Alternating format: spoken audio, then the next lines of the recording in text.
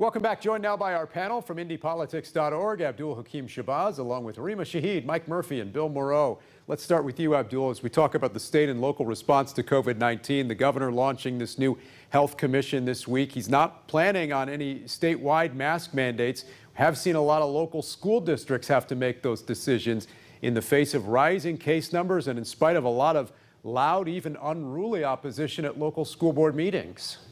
Yes, and because the governor has decided not to do a mask mandate or vaccination mandate, a lot of that is following down to the local levels. You had mayor and county courts saying, hey, we're putting a mask mandate back into the city county building. You've got schools doing it. You've got companies saying, hey, either get vaccinated or get tested every day. So I think at the end of the day, it's sort of working the way we thought it would, just not from the top down, but from a bottom up approach. And 98% of all the new hospital cases are folks who have been vaccinated. So I don't know how much simpler we can make this. Go get vaccinated. Unless you've got a medical reason or religious reasons, go get vaccinated. Health officials, state officials continue to deliver that message as well. Let's turn to Rima Shahid now with Women for Change Indiana. Rima, the other big story this week, the crisis in Afghanistan. A lot of concern right now about the situation there, and particularly for the women of Afghanistan now that the Taliban has taken control.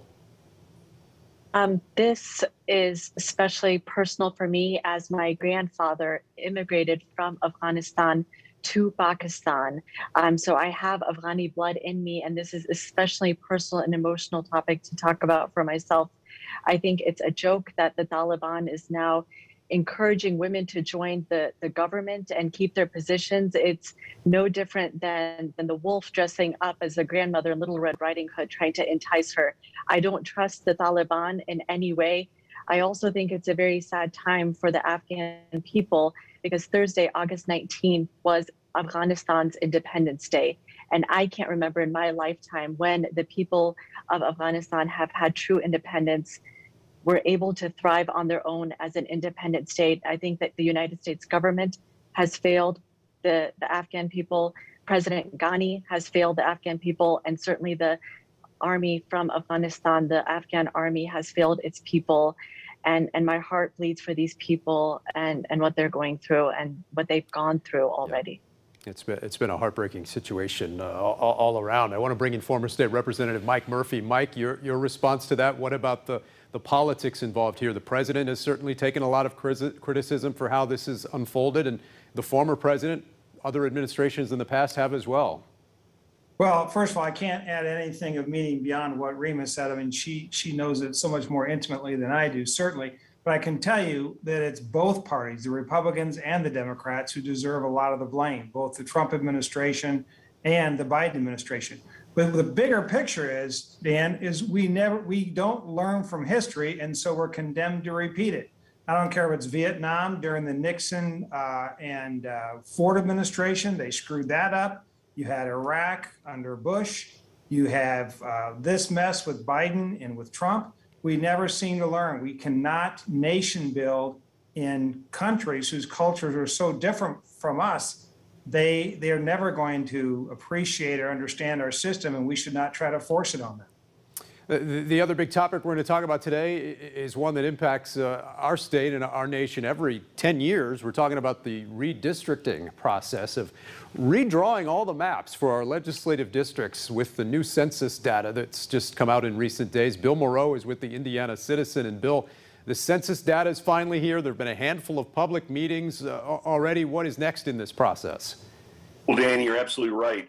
The census data was delivered to the states last Thursday, so it's game on. All right, this is the time when it gets very, very serious. The 9 hearings that were held in each of the 9 congressional districts, we've gone through that show and tell process. Now the question becomes whether those in power are going to produce draft maps in a way that Hoosiers can respond and offer alternatives. Right now, the indication is that when they reconvene on September 20th, there'll be a hearing in the House Elections Committee. The map will be presented and then pushed through just like it was 10 years ago. So those of us who are particularly following this process are hopeful that there'll be sufficient time given to analyzing the maps And by the way, a shout out to Rima and her organization, Women for Change, who made a serious contribution to this debate by retaining a George Washington political science professor by the name of David Warshaw. It's proved conclusively that the maps that we've been under for the last 10 years are some of the worst partisan gerrymandering exercises in history. So for crying out loud, and by the way, that's never been rebutted. So for the next 10 years, let's wipe the slate clean and try to draw fair maps, and let's draw them in the sunshine. Rima, your organization has also called for a more transparent process and maps that you feel might better represent Hoosiers. What's the answer here? How do you want to see this process changed? Well, to quote a fellow feminist, the late RBG, I think she said it best, that constituents get to choose their elected officials. Elected officials don't get to choose their constituents.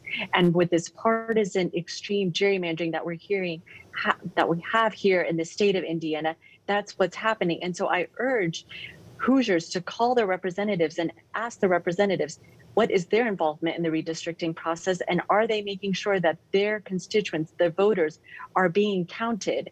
And Dan, to also expand that this, we believe, does not just affect the next 10 years, but beyond.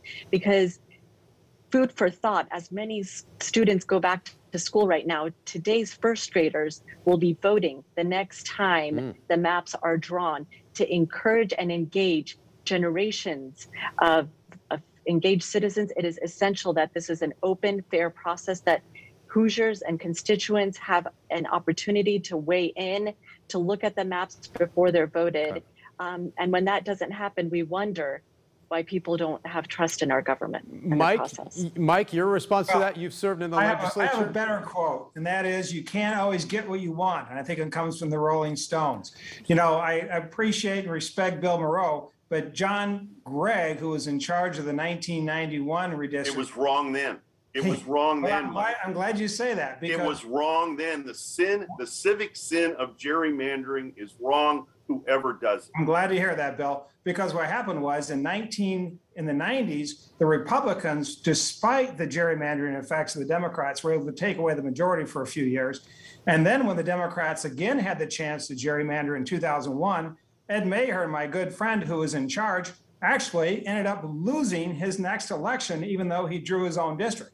So it's going to happen. We're going to have gerrymandering. The Republicans are in the supermajorities. The Democrats could still win the majority, frankly. And to say it's the worst gerrymandering in history, I think is you know, I'll leave it at that. It's not. It happens every 10 years, and whoever's in charge makes a rule. So again, you can't always get what you want, Dan. Okay. See, this is that spoil system mentality that's gotten us to, you know, where we are. You know, it was revenge in 2011. Well, and I think the goal is not to be greedy. The Republicans could draw congressional districts that only leave one Democrat. Okay. We have 8 Republicans, 1 Democrat. Instead, we decided to have 7 and 2, so we don't get greedy. Okay, we got to leave it there, guys. Thank you so much. It's a discussion we'll continue to have, no doubt, in the weeks to come. Coming up next, local veterans reacting to the crisis in Afghanistan. We'll be right back after this.